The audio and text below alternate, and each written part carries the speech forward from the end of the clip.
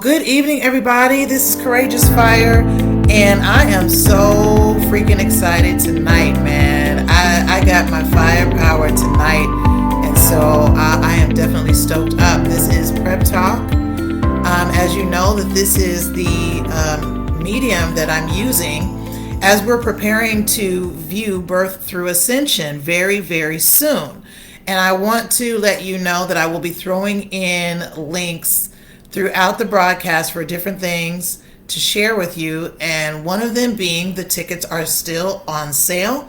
You can still get them, and they are still pay as you will pricing. How amazing is that? So you're going to get to see at Birth Through Ascension the story of a Black woman who was abused, came out of abuse, researched, journaled her journey, and then created programming specifically tailored to Black women to end abuse cycles in the future. Prep Talk, because I want our community, the Black community, when I say our community, that's who I mean.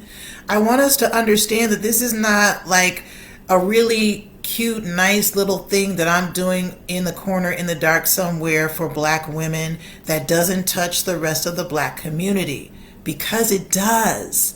We don't live in a vacuum as Black women. We exist as part of the community of the Black community. So our children are in this community. Our husbands, our spouses, our boyfriends, our bosses, they're all in this community together. Our pastors, the mothers or the other mothers in our communities, all of that is a part of what we're a part of. And so the fact that this is still the number one health issue for us means that it is not just our problem. It is the community's problem. This is actually an epidemic that existed long before Corona got here and has been flailing out of control for a long time. And part of the answer is the community wrapping around this problem and crushing it. These beautiful ladies that you see on this screen are not just beautiful Black women, but they are therapists. I'm Shatai Joyner. I am a mental health and substance abuse counselor here in the Des Moines, Iowa area.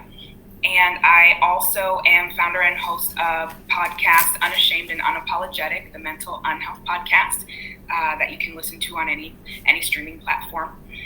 And this is a topic that is really, important to me. Anything that pertains to women and especially women of color, people of color, is especially important to me. So I'm very excited to have this discussion and, bust some myths, spread some facts, some awareness, and just keep it real about, domestic violence, what it is and what it ain't. Wow. Thank you so much, Shatai, for that. Thank you. Look, y'all, that's quotable right there. What it is and what it ain't. And speaking of keeping it real, let's go on and hit up Jasmine Higgins, because she sure is the queen of keeping it that. Jasmine? You're so funny. Hey, y'all. I'm Jasmine Higgins, and I'm a clinical social worker and therapist. Here in the Des Moines area, I work within the corrections system, and I'm also a board member over at IOCASA. And I'm also a volunteer at Polk County Crisis and Advocacy, so I try to keep myself in a mix. And just in my involvement in the community, when Courageous brought this opportunity to me, I couldn't hold back. I definitely had to be a part of it because, much like my sister here, both of my sisters, I definitely recognize in my own upbringing just how much these topics impact our communities and how they impact the cornerstone of our community, which is the family. Let's go in and look at why a person in your age bracket coming up in the mindset of your generation and looking at how therapy is typically viewed in our community. What in the world makes a Black woman go, I want to be a therapist? I had to jump in real fast.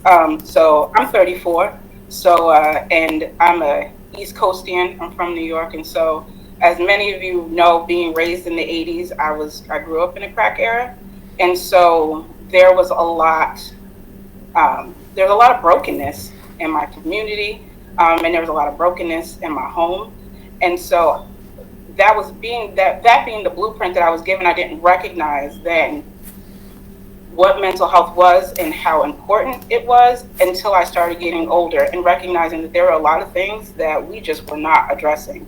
And it was like, well, we're going to pray about it and we just going to leave it there. And that was really our therapy forever. Like, we kept it within the family, we prayed about it, and that was the end of it.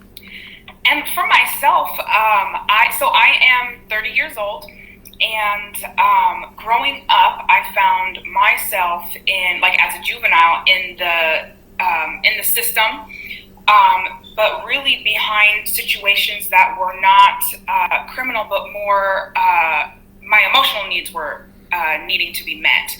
And just an example, a personal example from my own life as a teenager, how easily especially people of color can fall through those cracks, and their consequence, or so to speak, isn't treatment or therapy, but repercussions of your actions and juvie, or being sent away, or just things like that I've experienced with really no criminal history, no criminal acts. I just found myself in the juvenile system instead of therapy. And then when I did, I was court ordered to go to therapy. It was with someone who I couldn't connect with, someone who I didn't really feel understood me, understood my family. I had some DHS involvement as a child, and I felt that as the therapist and the social worker, they didn't understand our cultural differences. My family is from Africa. While some things, can just seem different, but they didn't really respect the cultural differences, and they deemed a lot of things negative that weren't necessarily negative. And so with my own experience, I just see that it's extremely important and how necessary it is to have people represent you that look like you, but not only look like you, but understand your culture.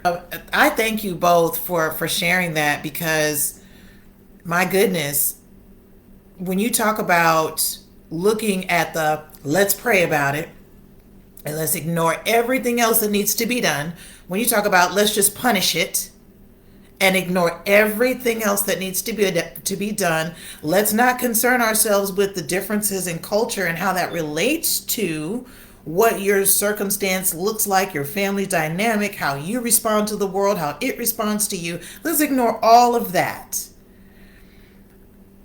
This is what you look at. So when that mindset grows up, and they don't have the Shatais and they don't have the Jasmines, they end up being a woman like me.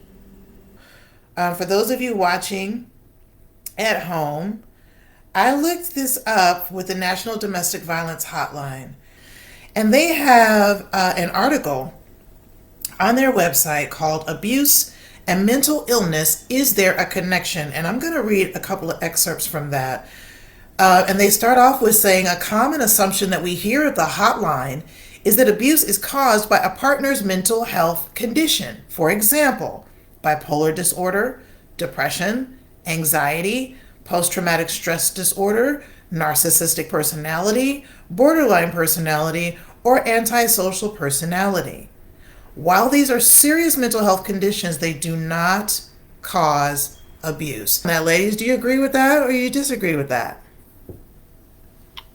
So I'll jump in there. So those diagnoses that you listed off in that article, abusers might have those diagnoses. However, that's not, domestic violence and abusing other people physically, emotionally is not like a symptom necessarily of mental illness, and it isn't a driving force of that. You do see that, people who might have antisocial personality disorder, borderline personality disorder, might have more tendencies to be abusers. There's a point in the article where the individual references Lundy Bancroft's book, Why Does He Do That? And a real short expert in there that says, it clarifies that an abuser's part, it's an issue with the values. The value system is unhealthy, not their psychology. And so that really stood out to me because that really kind of encapsulates it in a nutshell, right? This is an article from Berkeley. How the strong Black woman identity both helps and hurts, but I just wanted to make sure that we got the definition out here.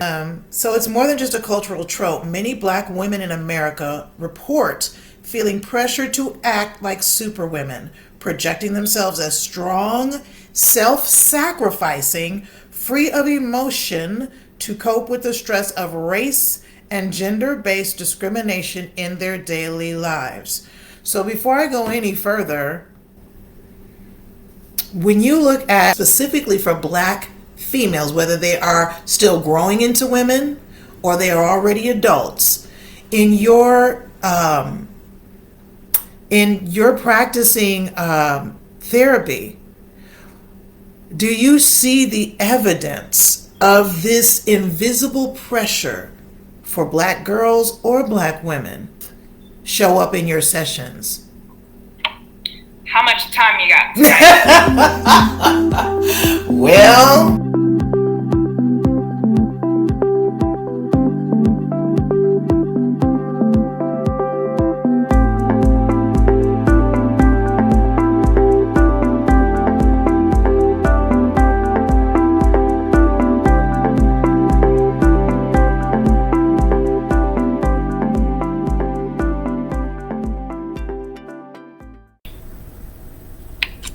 And to go off of what you said, Ms. Shatai, you just said the word codependency. And that has been such a hot word, red word, throughout our practice. There's groups around it, it's demonized actually. So I have kind of used a different term. I call it overinvestment. So when I see someone who overinvests in something, they're overinvesting at work, they're overinvesting into their partner, they're overinvesting into their kids. When people start to overinvest in something, someone, someplace, I always ask myself, when did they feel like the only way to stay safe was to overinvest in something? You know what I'm saying? And when we figure out why they've overinvested, then we realize that there was a part of them that was lost or fragmented. And so they just needed something to cover it up for a minute. And then we usually get to see those people when that stops working. You know what I mean? And so I think, again, there is some normalcy with, roles. But when we start to see somebody over-investing in something, then we need to figure out, when did it work? When did it stop working? And then do you want to change that?